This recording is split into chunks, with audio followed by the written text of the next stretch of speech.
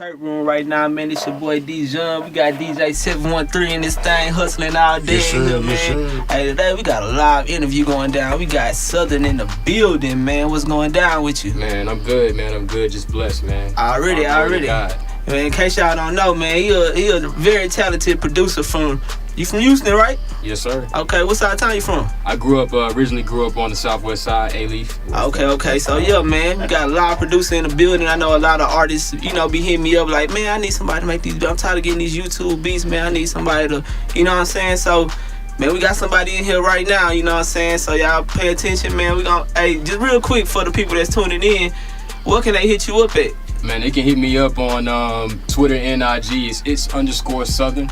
Okay. And I got my emails in the bio, cause like a lot of times people would DM, and it's cool to catch a DM, but a lot of times like I can't get to my DM as fast as I can to my emails. So I'm always checking my emails. So usually I'd rather. So it's best to hit you up in the email. Yeah, but sometimes they can DM me too. It just really depends on the moment, cause a lot of times, man, I be where I can't really just get to my IG all the time. Okay. So man, how did you first get into producing?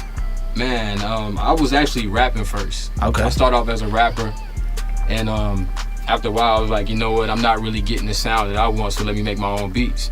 And when I actually put out my project, and it was 2012 when I dropped my first mixtape, I actually produced all the songs on there. It was 10 tracks. I did all 10 of them. Okay. And you like, as far as being a producer, like, how did you go from producing for yourself to like branching off and working with other artists? Like, cause I know, you know what I'm saying, for a lot of producers, when they first start getting, like when they rapping and doing it, it's kind of like they make beats that specifically fit their style. But how did you get into, making beats for other people? Actually, man, at the same time that I was really rapping and making my own beats, I got good enough to where I started really just putting myself out as a producer as well. There's a lot of people just really knew me as a rapper. Even people see me today, like, man, you still rap? I'm like, no, I'm just strictly producing. And when they actually see or see my social media and they see I've actually rebranded myself, I completely changed it around on what I'm looking for and what I'm aiming for. Okay. So, man, what were some of the people that influenced you to do it? Like, what producers you know what I'm saying, got that motivation from, if any? I would say the very first producer that really motivated me to rap, because at the time, I wasn't even really rapping. I've been wanting to make beats since I was like 4 years old. I wanted to DJ and everything. So I actually got what can I say? Man, I actually lost my words here because I'm trying to figure it out. It was a long time ago, but it was Ninth Wonder. I don't know if you heard the producer Ninth Wonder. He did Threats on the Black Album for Jay-Z. Okay. And I actually discovered him in a group that he was in called Little Brother. They had a song on like NBA 2K6, so that was a long time ago. And from there, it just inspired me to want to rap. So I started rapping, and then of course, a few years later, I got into making beats. Okay, that's what's up, man. So, I mean, Ninth Wonder, that's that East Coast, East Coast way. So when you make your beats, is that typically kind of like what you go towards, or you kind of, make beats for everything? Honestly, like different styles? I'm just a creative guy. I really create how I'm feeling, and that's how I end up with the beats that I make. But I really changed because at first when I was making beats, I was making boom bap, straight hip hop beats, and I started branching out and just taking my my ability to sample, because not everybody can sample well. People can sample, but they don't know how to pick and choose their samples, and that was something I learned. So I took that and I just basically put it with a different vibe, like a more chill vibe. So when people hear my beats, I'm not really much of a person to do a lot of trap beats. I'm not that kind of producer. I'm really more laid back. Yeah. For the people who heard the album, they really kind of know my style already. Yeah, because we jammed the tape, and I was like, this is some laid back, like some classical type shit right here. Like, you know what I'm saying? This shit, you gotta hop on and say something. You can't just say anything on there. And that's what I like to hear, really. This is right here in the background, right? Yeah, that's 93 right there. The reason why I called it 93, I sampled a record from this jazz musician named Paul Hardcastle. And the song came out in 93. I actually moved to Houston in 93. I was actually originally born in San Antonio, but I grew up in Houston since I was 3 up until now. And it really just kind of took me back to being influenced by that music, because I remember my dad would play Paul Hardcastle all the time when I was a kid. So once I was able to make beats and sample, that's what I was looking for. Alright, so would you say sampling is harder than is it a harder process than just creating just from scratch? Man, for me, like, sampling is easy. It's actually easier for me to sample than to make beats from scratch, but honestly, I would say that's because I've done it for so long, and I have a different ability to be able to pick and choose samples and see what I want to do with the sample. But for some people, it's harder for them to sample than to make beats from scratch. I know several producers, they make beats from scratch and no problem. They be like, man, Southern, show me how to sample. Because sampling is just, it's a certain art to it. Not anyone can just say, you know what, I want to sample this record. Right. And know what to do. You got to know how to use the program that you're using or the hardware that you're using. You have to know how to chop, how to clean up your chops. You got to know how to add your drums and make sure your sample quality isn't bleeding out or flooding out, you know, your drums. There's a lot that goes into it, man. Not only do you have to know how to pick and choose the sample, you also got to know how to use your program to the T. You got to know how to mix and edit your own beats as well when it comes to sampling. Okay, so I mean, how, like, as far as your process, how often are you in the lab making beats? Is this something that you just doing all day, or you just kind of like touch it one time, like I'll make this beat, then chill for a little bit, make another one later on? It can go both ways, man. Sometimes I can sit down and make a whole beat right there within an hour, 2 hours, because I'm vibing. The vibe is there, the sound is there from the jump. And then sometimes, you know, I might make a beat or work on a beat, kind of go away from it maybe for about an hour or two, get back to it. And sometimes you can take days, sometimes weeks, sometimes months, but it's just part of the process. I like this beat right here. You say this 93, right? Yeah, it's 93. It's the outro to the album. Okay. Yeah, and this is part of your tape, right? Mm-hmm. You want to talk a little bit about the tape? Definitely, man. The Hometown Kid instrumental album really was something that I wanted to do for the city. So I know a lot of people saw when I first started doing my instrumental projects I did. The first one I did was Cali Dreams in 2015. Okay. And so that wasn't your first one? Yeah, that was Cali Dreams is my first one. This is actually my third project I've done with instrumentals, but my first project was Cali Dreams in 2015. And a lot of people were probably like, you know, like, it jams, but, you know, where'd you get your influence from? But basically, when I was working on the project, I was thinking, you know, I've never been to Cali. I've been on the West Coast, but I've never been to Cali. I want to make something that if somebody was in California, they can kind of see exactly what I see when I think about Cali. Okay. And that's how the idea came about. And it's crazy because my boy Doug, he actually was in Cali. And he played the whole project while he was out there. He was like, bro, like, you never been to Cali, but it sounds like you've been to Cali with the way you produced the album. So I think I was able to get my point across with that one. So then my second project was Vacation in Dallas. I was actually in Dallas for a month, working with a homie of mine out there, my boy Black Lotus, man. Shout out to him. He doing this thing. He actually just dropped a project recently, and I'm out there working with him and a few other guys for a straight month in Dallas. So I'm just staying out there, and I got a whole lot of beats done. So when I came back to Houston, I was like, you know what, let me take this, let me capitalize on what I was able to do with our first project, and basically Vacation in Dallas came about. And shout out to Say Cheese, Sean Cotton. I actually reached out to him, and it was a blogger over there, and she ended up helping me get my project on there. Okay. So they helped me expand in my fan base way more than I was able to do just on my own. Right. And what was the motivation for the cover of this project? Cause that when I seen it, they automatically like, oh man, that's something I gotta play right there. Yeah, and I think pretty much anybody from Houston, they see that cover, they gon', it's gonna make them press play for sure. Exactly, it's for the hometown, man. So I had to really I had to put something on there that wasn't typical. Right. I didn't want to put something that somebody else has already put, like, the Oiler logo or a Texan or Rockets logo or something like that. So I was like, you know what? Let me get a picture of the Astrodome in 1963 when it opened up. I went to Google. That's what I found. I sent it to my boy Jay Harps, man. Shout out to him. He's done 2 cover arts for me. Most likely gonna do my next one too as well. I'm gonna reach out to him again. And I sent it to Jay Harps. We kind of were sending ideas back and forth, and he sent me that, and I'm like, whoa. Yeah. He sent me that one. I was like, it's game time. He did his thing on that one. Yeah. For real. Yeah, I like that one. This is one of my favorite ones on here, man. Gold, this record right here that's playing Gold is one of my favorite records on there. A lot of people probably would pick that as their top favorite. What you say the name of this one was? Gold. Okay. I ain't gonna lie, one of them, what you got the track list on there? Yeah. I think it was that King's Cup. That's when that's the one that caught my attention. It's funny, King's Cup was the last beat that I made for this project. I actually spent about 6 months working on the project. I was already done with it like months before I dropped, probably 3 months before I dropped it. But King's Cup was the last one I made, and I set a deadline for myself for projects just to be strict on myself. And that was one I made after the deadline. I'm like, you know what? This is too dope. It's got to make the project, and it made it. And it's also a favorite of a lot of people too. It's hard to really pick a favorite everybody likes. Yeah, I ain't gonna lie, it's some bangers on there. You know what I'm saying? Yeah, that's the one right here. Well, yeah, man. Like, what are some of the artists that you didn't work with? Man, I've worked like all together. I've worked with a lot of artists, but right now I have 3 artists that I'm really working with right now. I know you probably heard of Retro Cash.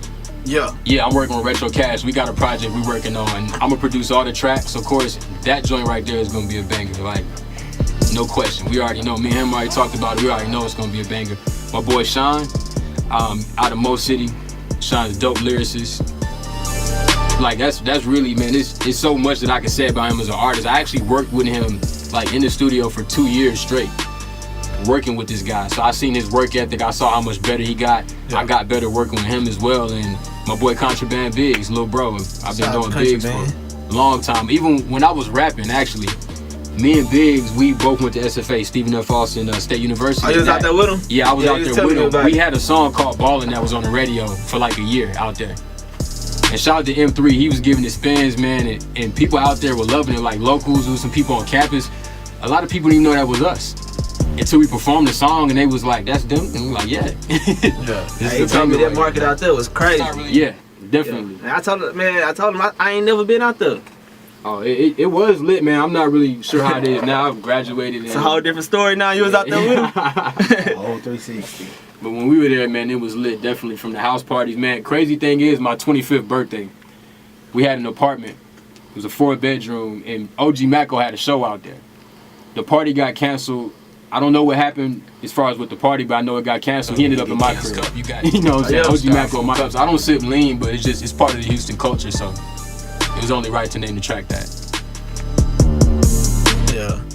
Man, how do you come about like naming your beat? You know what I'm saying? Cause like if you rapping, you know, you name the song based off what you're talking about, but I always wonder like how do a producer name their beats just off of the instruments? Really, honestly, how I pick my names, it's real thought out. Cause I really just, and they have something to do with real life experiences as well. Like, it's a track on there called Train Rides in Houston. I actually used to ride the train and 2 buses to work every day and back. So I ain't gonna lie, it seems like you inspired off your travels. Definitely, man. I'm definitely am, man. Like, I really just, I don't know, man. I think a lot. I'm a big thinker. Growing up as a kid, I was actually an artist growing up. I was drawing and painting and things like that. I was in advanced art. In middle school and in high school, I was in art club. So that's what I was always into. I was just like into art. I've always been very creative. So with my projects, I do the same thing. I kind of think about what I want to do, where I want to go with the idea, and I make sure that I execute it properly. And it's not sloppy or anything like that. And that's what I did with this album. So all the tracks on there really have something to do with just my everyday life. Right. And how hard is it to stand out from other producers? I don't think it's really hard at all. I think I've been able to stand out, especially in the city, because I haven't seen the other producers doing exactly what I'm doing. Like, I'm standing out as a producer because I'm able to market myself like I'm a rapper, but I'm not a rapper. I'm putting out projects by myself. No label, nothing behind me. I'm just doing everything myself. Learning how to contact blogs, build relationships. Even on IG, like, the way that I brand myself is completely different from other producers. So that's how I really tend to make myself stand out. Okay. And what's the name of this one we're listening to? This one right, that's Train Rides in Houston. Train Rides in Houston. Yeah. I should have known every time we gonna mention anything, he gonna play it. Yeah. This one right here, like, you have no choice. When this one drops, you gotta nod your head. Like, you could be anywhere. You could be in the crib, man. If you got your stereo on, you listen to your music, and this comes on. Like, say for instance, you on Spotify or something on shuffle, and this comes on. Like, you have no choice but to nod your head and feel the music, man. That's what it's about. Right. Just feeling the music, not worrying about who did it, where it came from. If it's good music, it's good music. For the people that's listening in, they can hear the music. But like people that's watching on here, you just probably look like we just in here just jamming and nothing right now. But we live right now with Southern, man. Shout out to your Instagram and stuff one more time. Yeah, man, you can follow me at its_Southern on Instagram and on Twitter. All right. And man, who did you got in here with you? It's my boy. It's my boy CJ right here. 1/3 of One Life Clothing, CEO. Okay. I'm actually wearing it. I'm wearing it right now. Guess I'll jump in. I guess say a little something. Yeah, man. So you say you the CEO of the clothing line that y'all both rocking right now? Yeah, it's me, my little brother CJ, and my sister Chelsea. You know, we started from SFA. It actually started from a lot more people than that, man. I think we was in a room by 10 deep. Tried something, it didn't work. When it comes to that money, you know, everybody don't want to put in and see how it goes. So, you know what I'm saying? Ain't nobody really taking the loss. So it just cut down to the people who really about it and who really gonna take that loss. And it just happened to be us three come up out the water, ready to take that L or, you know what I'm saying, see where it goes, you know what I'm saying, see how it moving. We've been fluctuating, you know what I'm saying, and keeping it going since about 2012. I think we put out our first product in 2012, October. We dropped some fire-ass baseball jerseys. People loved them. We crazy, you know what I'm saying? We threw them out to a couple of Instagram people. I think we did Young Poppy. I can't remember who else was hot at the time. I mean, there's a few of them that ain't hot anymore, but you know what I'm saying, it's a lot of them that was hot at the time that was doing Instagram comedy and stuff like that. And we just, I mean, like I said, the fan base from them, you know what I'm saying, wearing it, pushed us out the ground and made us shoot off like a rocket. And here we are still doing it in 2017. Already. And what was the name of that clothing line one more time? It's One Life Clothing, 1NELIFE Clothing. The website is onelifeclothing.bigcartel.com. But we got our own website coming soon. Just patiently wait on us. Okay.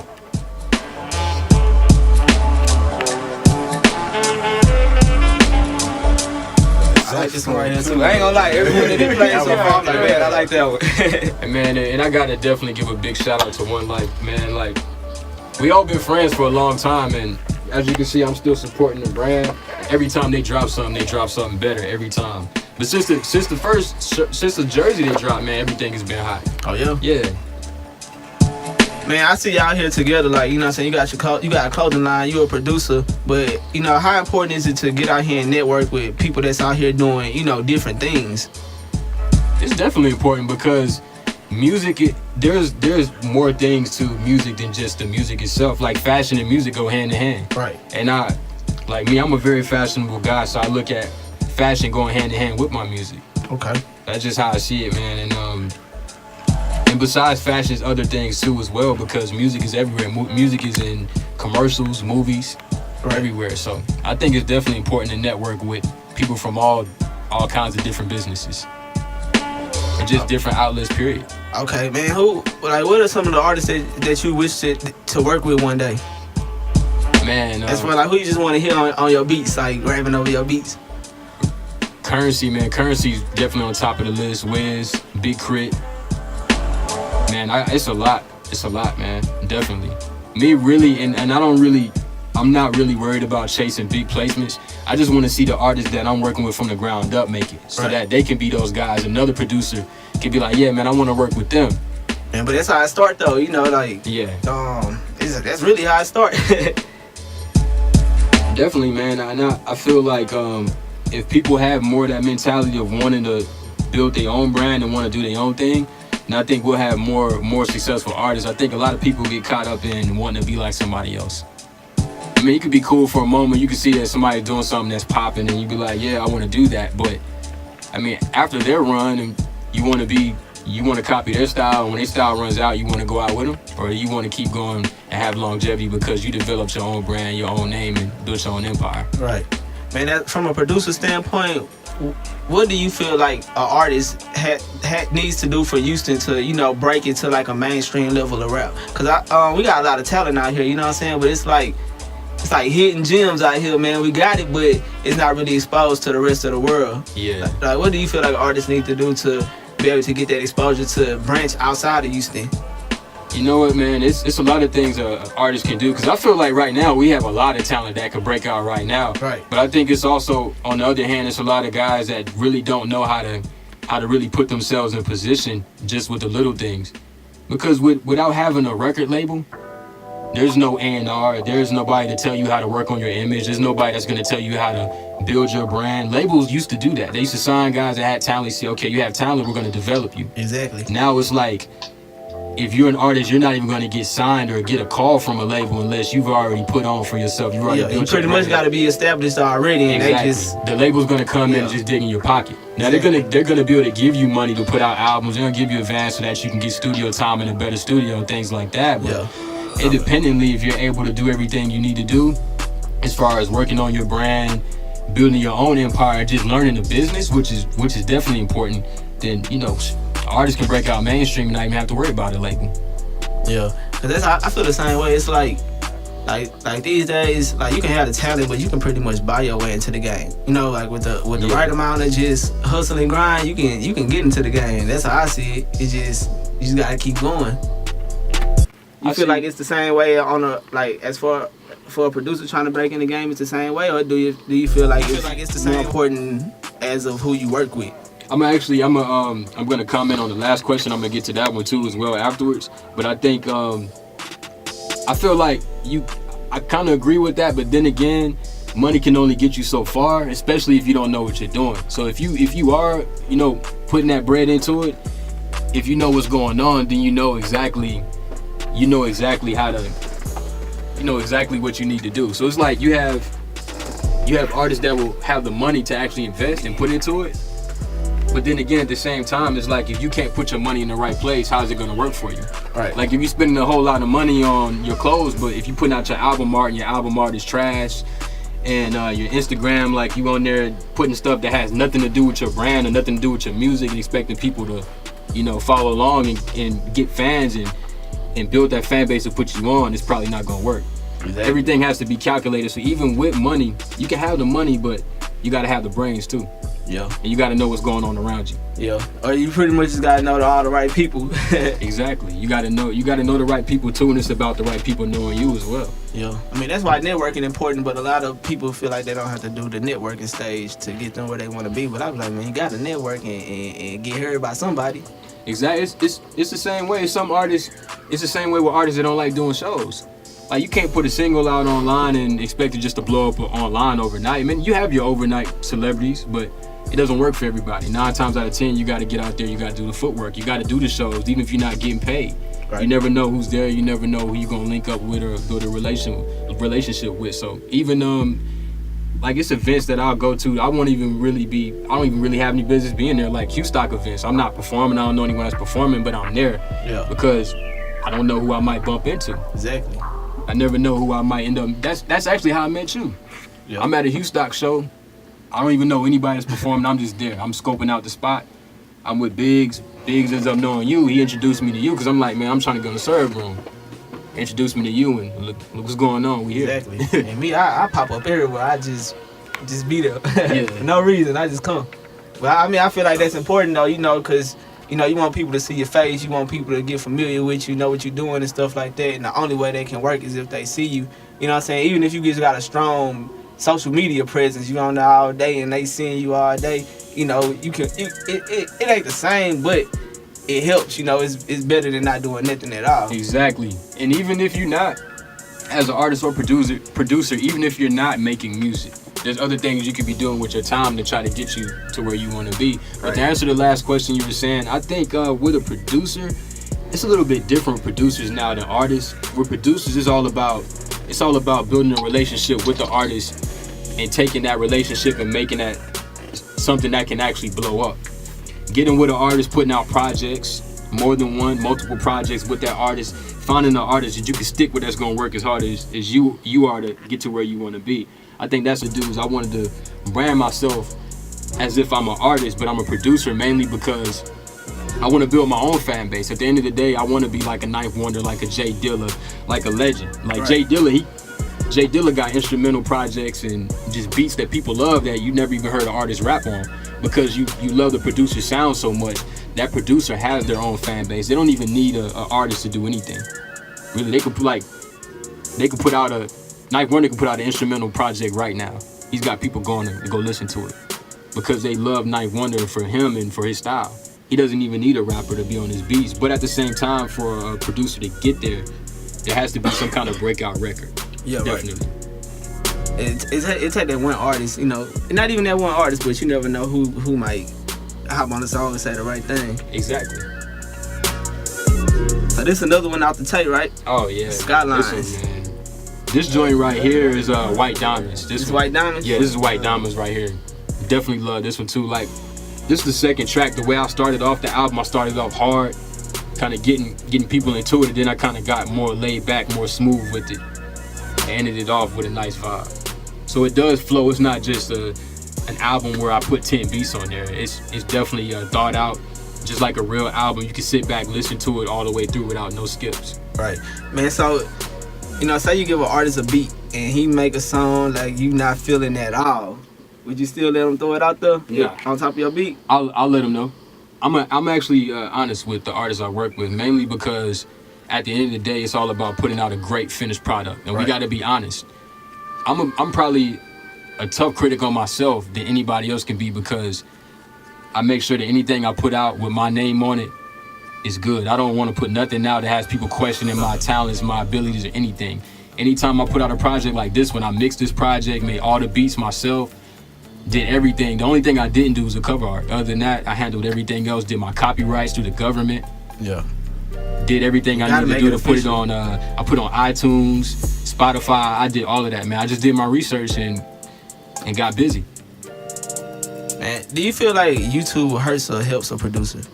YouTube, man, really I think it helps, because anytime you have anything out and it's good and people are gonna like it, whether you get paid or not, it's good, because it's putting your name out there, it's giving you some exposure.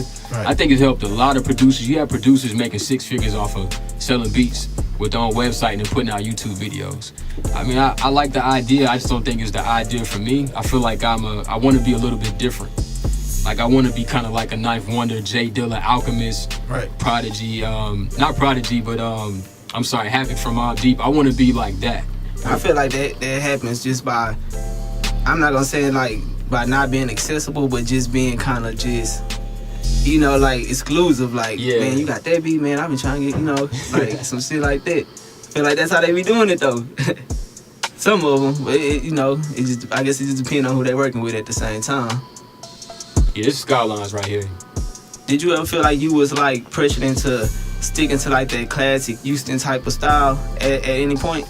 No, man, I never feel pressure to do anything with my music. I listen to people's opinions, but at the end of the day, I'm one of those people, if I got an idea and I want it to happen, nobody can change that with my music. I know I be feeling like with a lot of rappers, they be feeling like, man, we gotta do it for Houston. We gotta stay with this same type of flow, you know, and it really took a while for another rapper to come out of Houston with like something different going on. But it took a while, but now it seems like the artists out here getting more comfortable. But at the same time, a lot of times I be feeling like they start venturing off and sounding like other artists, like from other places and stuff like that. Then it made me be like, man, I would still come back and do that Houston sound again. I guess it's like a full circle type of effect. I definitely feel what you mean, and I think honestly, like, I feel like no one should be pressured to make any kind of music because they're from somewhere. Right. I think whatever you like to make, whatever is you, be you as a person and an individual, and do you. Like, just like with the clothing line, like One Life Clothing. One Life Clothing, they don't, you know, if you look at their clothes, they're not trying to make clothes like everybody else. Or because they're from Houston, they got to make a certain shirt that's got to have a certain logo or something on it. They do them.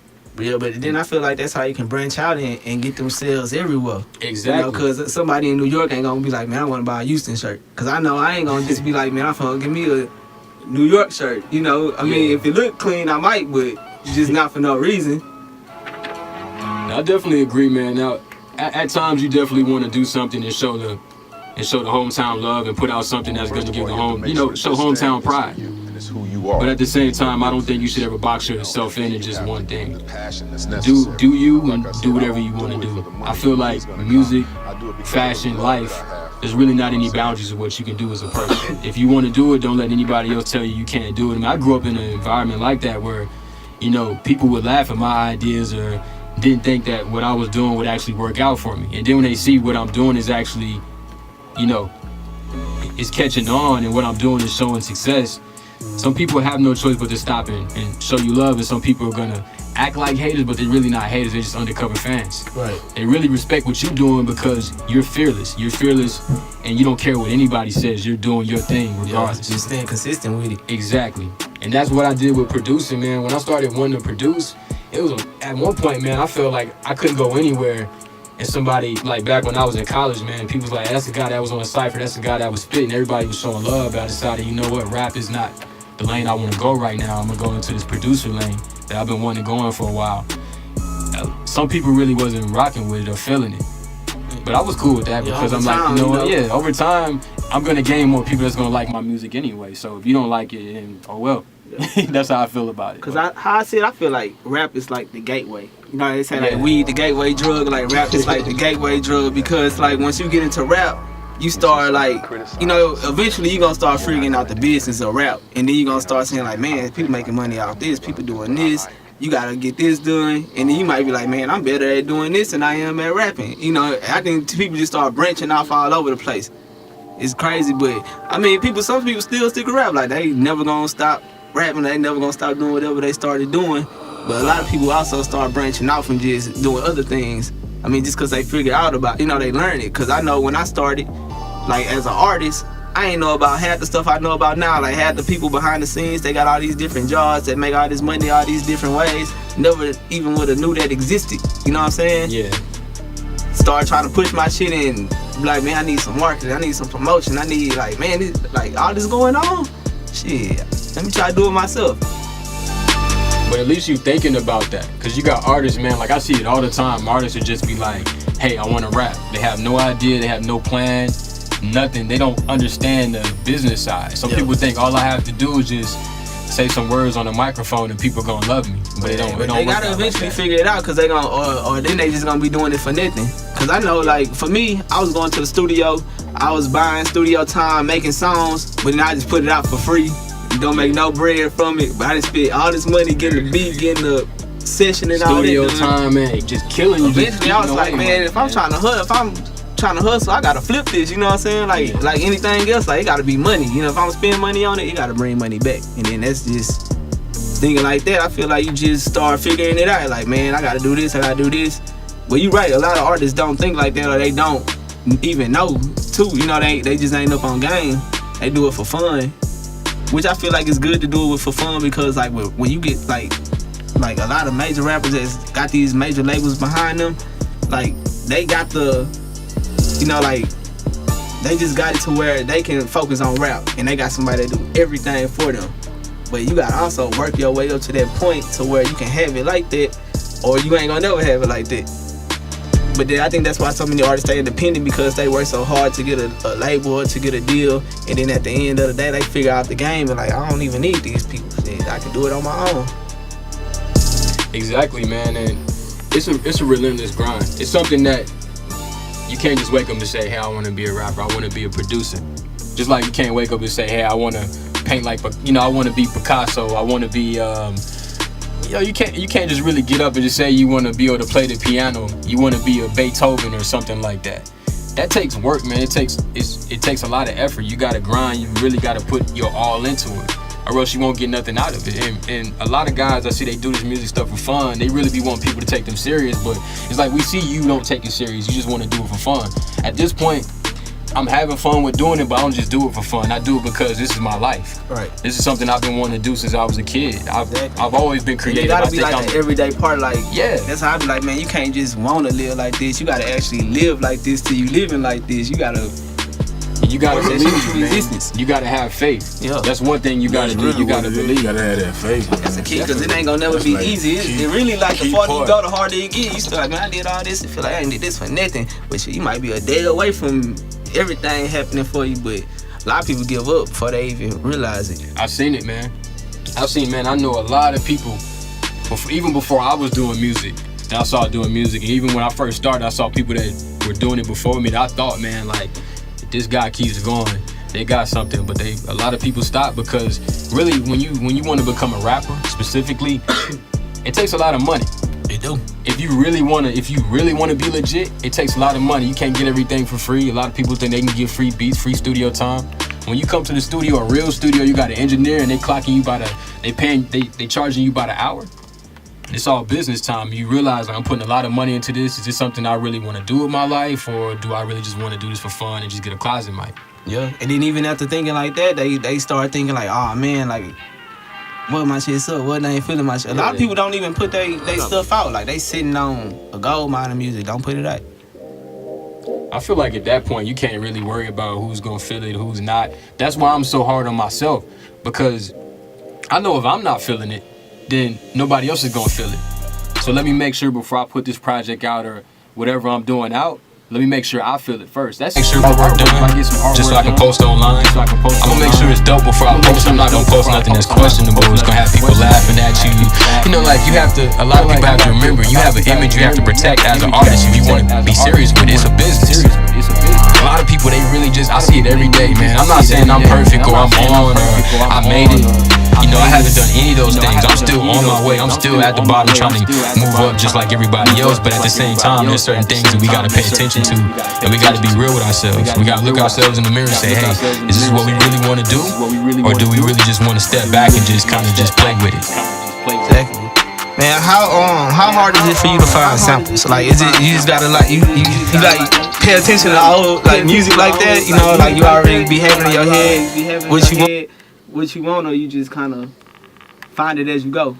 Man, honestly, I sit back and I just go listen to a lot of stuff. When I'm ready to go sample dig, I got a lot of samples. I got over 1,000 records easy just on the computer that I can sample from. I have a huge library, but besides that, I like to go hunt for new stuff. I'll go listen to like 500 songs in a day. I'll dedicate a whole day to YouTube going through like playlists of songs to sample, and I'll go listen to 500. I may not listen to them all the way through, but I'm looking for my just vibe. Hear it, get that sound. But when I find my vibe or I find something that I like, I'll take it. And then of course, save it in the library. Then I pick another day where I actually want to sit down and make beats. And then I get to work and I go through all my beats. I sort my library out by month. So this is the month of May. For all the samples I have for May, I'll have it in that category. So when I want to go make a beat, let me see, I can pull from my library I've had for years. I can go for the month of May and check out what I've downloaded and see if I'm feeling it now. Because one day you could feel something, you could think, hey, this is what's up, this is it. And then another day you might sit down and be like, this is not really the vibe I want right now. Alright, so like most of the time, like when it comes down to sampling, you do gotta kind of know your music a little bit, but do you kind of stick to one genre of music, or do you listen to a little bit of everything to find your samples? I listen to a little bit of everything because a lot of people would think, you know, when you're a producer and you're sampling, you're picking soul samples. I don't always pick soul samples. A lot of times I'm looking at records overseas where the record is not even in English. Right. You know, it's some kind of other language by an artist that nobody probably might have ever heard of. That's exactly what I was gonna get to. I was like, man, cause it's like a wide world of like this record right here, this sample right here, man. If I was to go find an artist who made the original song, you'd probably be like, who's that? Like, never heard of them in the States, but overseas, they obviously were big because they were musicians getting paid and they were able to live off of that. I think at that point, if you're a musician, you're able to live off of money you're making from music. Even if you're making $40,000 a year, you're able to live off of being creative. Not everybody can do that. Not half of people can do that. It's like, I mean, I think anybody can do it, but it's just people just like you say, they don't have that faith, or they just lack something that's stopping them from pushing it to that level. Cause I think what it is, people just feel like time is like it's supposed to happen overnight, but man, like the people that we listen to right now probably was pushing this shit 10, 20 years ago, and we just not hearing them. And shit, that's the people that's gonna keep it going because they ain't give up on it. Shit, cause you never know what might happen or what song you might make, or you might go to the studio and be like, man, I don't even feel like rapping today, and say the right thing at the right time, and man, you blew up. You gotta hit. It just, you gotta believe and you gotta work hard. And my mom and my dad, and I gotta say RIP to my mom. I lost my mom in January. I'm sorry to hear that. You know, definitely, and I really appreciate that love, man. It's definitely been tough, but I keep going because my mom was also a fan of my music. My mom and dad influenced me to want to do music first because they were the ones that would play music all the time. So I grew up listening to a lot of different kinds of music, and I love jazz a lot mainly because my parents listened to a lot of jazz. So really, my mom, actually, she had a CD book when I first started making beats, like in 08. So summer 09 came around, and I was at home I was supposed to be in summer school, but I ended up at the house. And what I would do when I could, I would go through my mom's CD book. She would let me get it. She had a CD book with like probably over 100 CDs, and I would just go through and I started burning them, and I was able to come up with a lot of dope beats based off of my mom's CD book. Okay, so man, like coming up, who did you listen to? Like as far as rap wise, like who did you come up on? Man, I listened to a lot of everything. Like whoever was hot. Who was your At the favorite time, though? Like who was your favorite? My favorite growing up, man. I don't, like everybody knows, I'm a '90s kid. I was born in 1990, so I grew up in the '90s. And I have an older sister that's 6 years older than me, so she would always be listening to a lot of the stuff that was hot. So of course, growing up, I was, as a kid, a small child, I liked Biggie and Pop. Like, I think if you were born in the early '90s, you definitely liked Biggie and Pop growing up. Exactly. But besides that, man, Jay-Z, of course, Nas, even Houston artists, man, like Flip, come on. Growing up as a kid, Lil Flip was hot, like the biggest artist in the H at one point in time. Zero. Screwed Up Click, man, Bumpy and Pimp C. Definitely, man. I can go on for days. Like I listen to so many different artists. Like I can go on for days who I like the most. It's really hard for me to pick a favorite. And just like just off the top of the head, thinking about just what's going on in the city. Like who are some of the artists in the city that you just got your eye on right now that you see doing something major? Man, it's a lot of artists right now that's doing their thing. I gotta give a shout out to my boy Contraband Biggs, of course. Retro Cash, of course. I actually was checking him out, his music out, and that's what made me want to work with him. I'm like, man, this guy's on his grind. He understands what's going on around him. Right. You got Imani Scott. She just dropped a dope video. It was dope. Noe J. It's a cat named Lunatic as well. I've been checking out his music. He got some stuff. OG Shine. Definitely, I rock with OG Shine. When she's doing her thing, I think she can definitely blow up. Man, it's a nice amount of artists, man. Break it down, DC. I can go on for days. Houston got talent, man. Exactly. That's why I appreciate people like Breezy, you know, that they do those Utah type shows and showcases, because like I be going there sometimes and I'm like, man, like if I wouldn't even came, I wouldn't know about half these people up here right now. That's how I know about some of the artists I just told you about right now, is because of Breezy making it happen with these events. And then of course One Life, man. Like One Life is definitely associated with Houston, so that's how I got introduced to it. Okay. And once I started going to the events started getting bigger and bigger, and just seeing the talent. There's actually some pretty good talent. Actually, I think I might have forgot to shout out Noe J. I actually had worked with Noe J. Back in 2015, he got a beat from me. He ended up getting Short Dog, aka Fresh, on the track and putting the track out. I think it did like 5,000 on SoundCloud. It was on his last album, man. So it ended up being a dope record. Shout out to Noe J. If I'm not mistaken, that girl came in here. She a part of the One Life clothing line. I think we interviewed her on the TheSyrupRoom. Like she came with you stock. Yeah. Big shout out to Chelsea, man. I just thought about that. One Life clothing, I'm definitely proud of them. You know, they family first. Yeah. Family first. Real good friends of mine before One Life. So now that One Life is doing this thing, I'm definitely gonna support always. They doing their thing for real. Clothes are dope. Like as you can see, you get the back of my shirt too.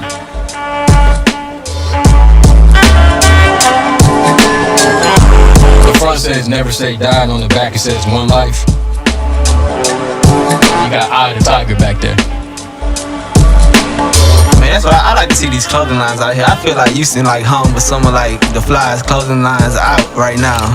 Man, just cause like I be seeing it, like, you know, even when I go into stores, I like premium goods and you know, like just wherever, like active athlete, like you see a lot of Houston brands in there, like at the front of the street walking the door, man, you got Houston brands. I like to see that. I mean, cause back in the day we was wearing like New York brands like FUBU and Sean John and Rockaware, and even with Bacon stuff, you know, that's from out there, but like it's good just to see Houston doing their thing with the fashion right now. Definitely, man. It's an exciting time to be from Houston, Texas. It always is. You know, but I feel like right now it's really booming. Like, you know, like on the outside looking in, you might not see it, but like just being out here, like man, it's booming. Like it's like it never was before in a long time. I ain't gonna say never was before, but it's like it never was in a long time. Like it's the city moving right now, and I like to see the direction it's going in. That feeling is coming back, man. It's coming back to the city. I mean, I think it's always been here, but I think from the outside looking in, a lot of people are looking at Houston right now and seeing that great things are being done. Especially with fashion. Like, if you from Houston, you already know. Like, if you go anywhere, you gonna definitely be dressed up. It's just how it is in Houston. It's just swag, like, yo, it's just something about Houston, like we just known for just something that ain't nobody else known for, you know? It's crazy. Like you can go anywhere in the world and be like, I'm from Houston, like you gonna get like, I ain't gonna say special treatment, but you know they gonna have that certain type of respect for you. I don't know if it's a Texas thing, a Houston thing, or just what's going on, but I feel like everywhere I go, where you from? Houston? Oh yeah, you good, what's up? It's a Houston thing, man. Well, I think it's a Houston thing. It's just we got our own style, own sound. Own sound, everything. Like, it's crazy because I have people that support my music that's not even from Texas. People out in Cali, everywhere, man. East Coast, West Coast. So just to see that love is awesome, especially with the hometown kid, because there's people that hit me up that's not even from Texas that love it. And it really, I made it strictly to let people know I got hometown pride. Because, you know, I put out the Vacation in Dallas EP before the Hometown Kid project, so I know people are like, man, he's from Houston. Some people thought I was from Dallas. I'm like, no, I'm from the H, so let me put on for the city. I've been wanting to do this, but I'm like, instead of dropping it as a free project, I'm gonna drop the Hometown Kid as an album. Right. And I'm gonna show people like, hey, this is what I'm doing. I wanted to do something bigger for the city and just put out a SoundCloud EP or something. I want to make it an album on iTunes. Exactly. So I gotta ask you, what is the difference, like, or is there a difference dropping a instrumental album? Like, definitely. From dropping like a rap album? Like, how does, like, I just want to know like what the difference is as far as just how the process go and just how, not too much like the business side of it is, but just, you know, just an instrument. I mean, I know the instrumental album you're gonna track the rappers, you know what I'm saying? And just as far as a rap album, you're gonna track like listeners, but at the same time, the rappers listening to the beat, so it go hand in hand with it. I know it's different though. Yeah, it's kind of like it's really like, honestly, if you listen to a jazz album where you hear no lyrics, you just hear just straight instruments. I take a little bit from that. What I was gonna say though, it really sound like a jazz album or some shit though, man. Sound like you just ride to. That's exactly what I was aiming for. Because it's crazy. Because I mean, I know everybody don't do it, but like we'll ride like. Even on the way up here, we roll halfway here, just listen to instrumentals, like just jamming instrumentals like they songs, and shit going all the way through. I know everybody don't do that, but I mean, for people that listen to shit, like I listen to shit like that. I mean, I like the sounds and the instrument, like this sound right here, like this like my favorite type of sound. I like listening to Rick Ross, Currency, shit like that, where they on them type of beats, like a classical feel, like they gotta talk about something, like it ain't no room to talk about no bullshit. The beat goes so hard that you gotta bring it, you gotta come on it like that. That's just hot. That's what I be listening to. I was the same way, man. When I was rapping, I used to just sit back and listen to instrumentals. Like some people, they listen to their favorite rapper to kind of get a vibe of what they want to do. Me, I'm like, I don't want to sound like anybody else, so I'm just gonna listen to these beats and I'm gonna vibe and see how I can tell my story. So now as a producer, I do the same thing with my music. I kind of paint a picture just with sound. So with the album, the way that it's transitioned, it's like a real album. Like you get a different mood from everything.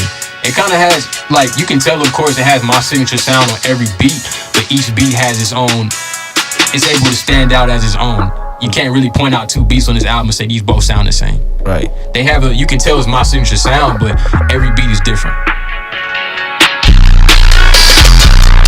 And like what you were saying, man, like how it's like a jazz album, that's what I aim for, because I don't just aim to just have rappers listen to it. I want everybody listening to it, young people, older people.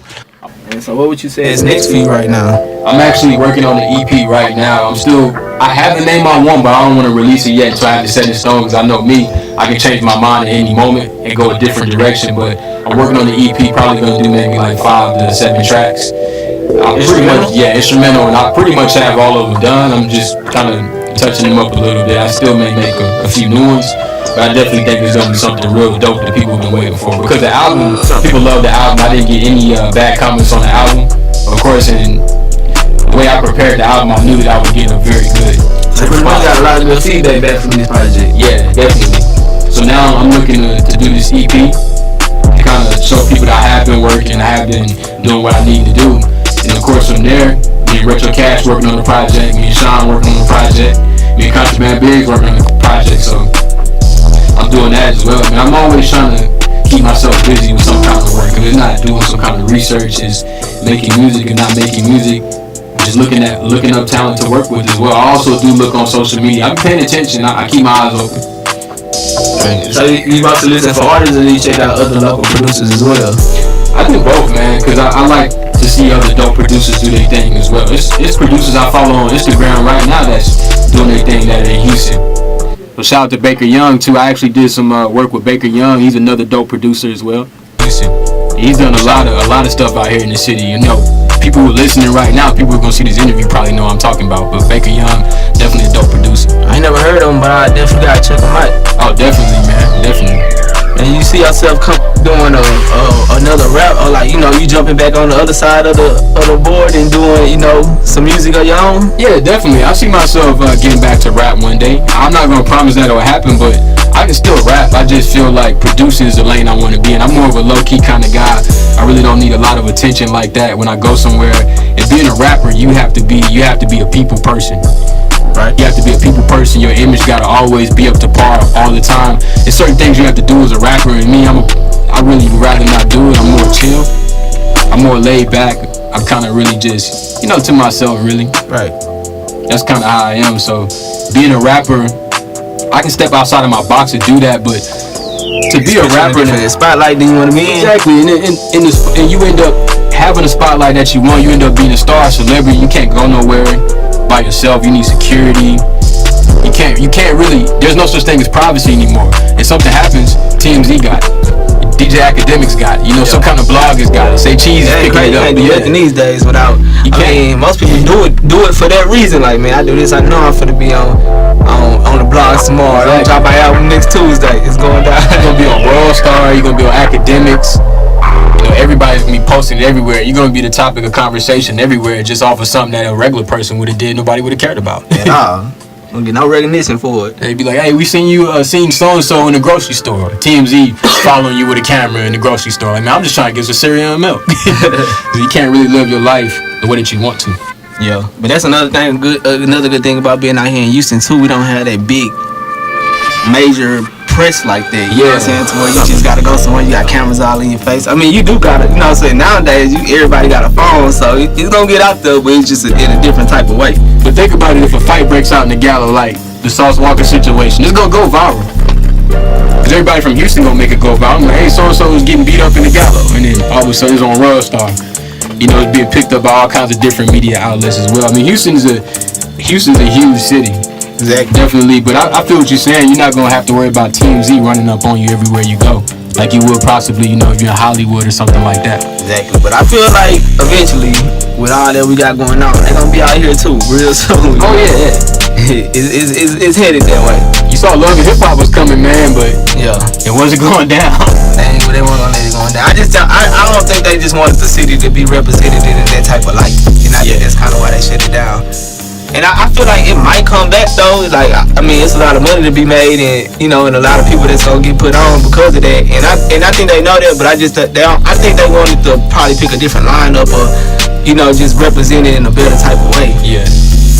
But you know, when the camera's always on you, shit, you never know what them cameras might catch. You know, they want the dirt, they want to catch you tripping. So, but just the fact that they recognize the city enough for them to bring that out here, it lets me know that, you know, somebody watching it. And that's why I tell a lot of artists, man, you gotta keep grinding, because you know, it feel like we ain't got nobody out here, nobody looking and all that type, man. If people watching, they like, Houston is a highly anticipated city. We got a big legacy out here. Like, people still remember DJ Screw from 1992 and shit. You know what I'm saying? So, I mean, they watching. I just be trying to motivate the people to keep going. Like, man, don't stop. It's coming. You know, it's coming. And you want to be on the forefront. You don't want to be a nigga just like, oh man, I gave up, but let me try to do this shit now because it's here. Like, man, be ready for it. I mean, look at lean, man. People sipping lean everywhere. East Coast, West Coast. Oh yeah. Like, I remember when, you know, lean, if you hear somebody talking about lean, they was from Houston. Now if somebody talking about lean, they could be from anywhere. I mean, it's like screwed up tracks too. Like, people start screwing their samples and all that type of stuff, man. Screw was doing that in the 90s, and like in the 2000s, that was the biggest thing to do. Like, people from everywhere. T-Pain had a song called Chop and Screw. That went from Florida. I mean, Houston, like universally respected. But now it's just like the lane, like the sound and what we was known for is kind of like, you know, it's kind of branching out to like everything else now. Like, we got artists out of Houston that's just being artists and doing they self. And you know, like when they get out there, it's like like a artist from LA, a artist from New York. You like we like man, why Kendrick Lamar don't sound like Tyler? You know what I'm saying? They from the same. They both from Cali. Why Kendrick Lamar don't sound like a Cali rap? You know what I'm saying? But man, that's how Texas getting to now, because even though they don't sound like they still like one of the biggest rappers. And same thing with Travis Scott right now. Travis Scott came out a whole different sound, blew up. You know what I'm saying? But even though he got that different sound, he's still gonna put on for Houston, and he's still gonna represent for the city. He's just in a different way on a major scale. Definitely, man, and I'm actually proud that to be from Houston because of that, man. Because if you look at our culture has been able to influence so many different people. I don't get mad when I see somebody, you know, kind of being influenced by a Houston sound. It's cool, because I mean, somebody somewhere is influenced by a sound that's different from where they're from. And that's what I was saying earlier in the interview, man. It's all about just being you and doing you. If you like that style of music, if that's you, if that fits your style, then do it. Like if you look at Designer, he's from New York, but Designer just being himself. He always lit, so he gonna make music for you to turn up to. That's his thing. He might not be like a Jadakiss or, you know, like just this mad lyrical rapper, but he doing him, he doing his thing. Yo, man, and one day he might surprise you and hop on the track really rapping it, shout the shit out of everybody. I think usually the artists from New York that make that kind of music, I think they all can rap. Yeah, they just I mean, what they do, they pressure. Do that sound really long? He said that he was like, man, I can really rap with shit. When I was really rapping, nobody want to hear that shit. He said when I made this song, shit, I blew up. He like, shit, I want at the same time, I want some money and shit. I mean, I feel like people can make it really, like, you know, you got artists that's out there doing it for real and really rapping, really spitting, and them the ones selling a million records. You know, it just takes more time, more patience to make it on that skill of, you know, on that aspect of the game, because you got to be consistent with being saying real shit and putting that shit together, and it takes time. Like you say, you go to the studio and you buy an hour at a time. You know, you rapping like that, it's gonna take time to get that out. You know what I'm saying? Most rappers, they go to the studio, they hear the beat for the first time, freestyle through the whole song, and that's the song. Put that whole out. You know what's crazy, man? Pay off differently. And that's why I don't get why people be trying to follow the trend all the time. And some people are like, well, man, I can't rap about my life because it's not gonna sell records or I'm not gonna get on. But I'm like, if you look at everybody that's people who say the best rappers in the game right now, what are they doing? They speaking the real. I feel like you can definitely be a lyrical rapper and definitely reap the benefits like other artists are doing of making hot, catchy songs. It just depends on how you brand yourself, how you put yourself out, and how you attract a certain crowd you're trying to attract. You know, like, are you aiming your music towards the crowd that you know is going to listen to it, or are you trying to aim toward a different crowd but making music that you know they're not going to listen to? And I think at that point, of course, if you're making lyrical rap, you're trying to push your music to hippies who might like that, you know, turn up kind of stuff. You know, I wouldn't say hippies, but just like people who just always lit that just like that kind of music. They don't want to hear anything lyrical. You can't push your music to that crowd because it's not what they want to hear. Exactly.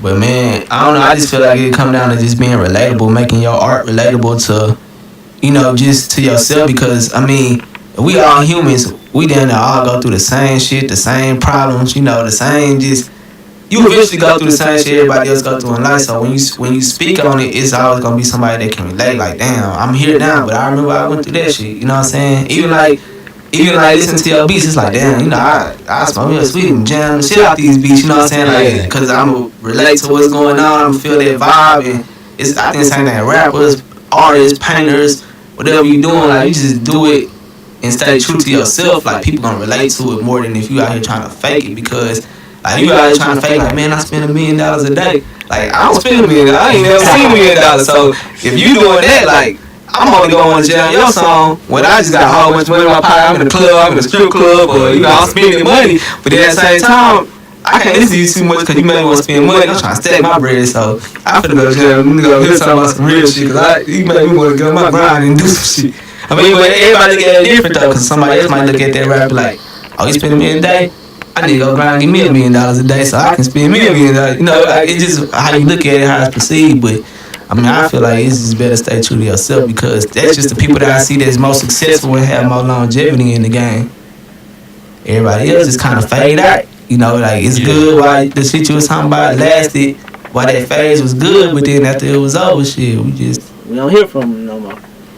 I think that artists who kind of get on with one song and fall off. I think it's because they don't have that foundation of an actual real fan base. Some artists they get known by just having a hot song.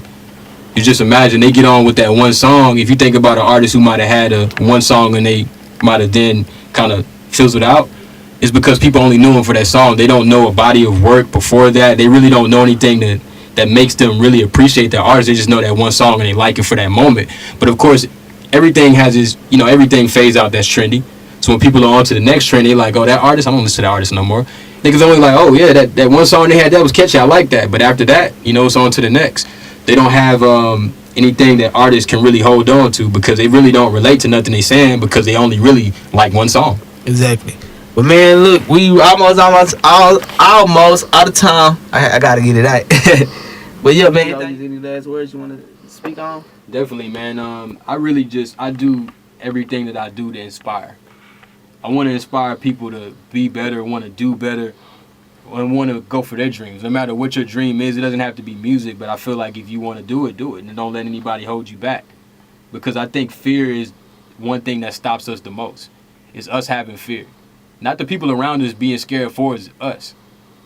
But at the same time, you can't let people tell you can't do it either because that can stop you. But really, self-fear is probably something that holds us back more than anything else.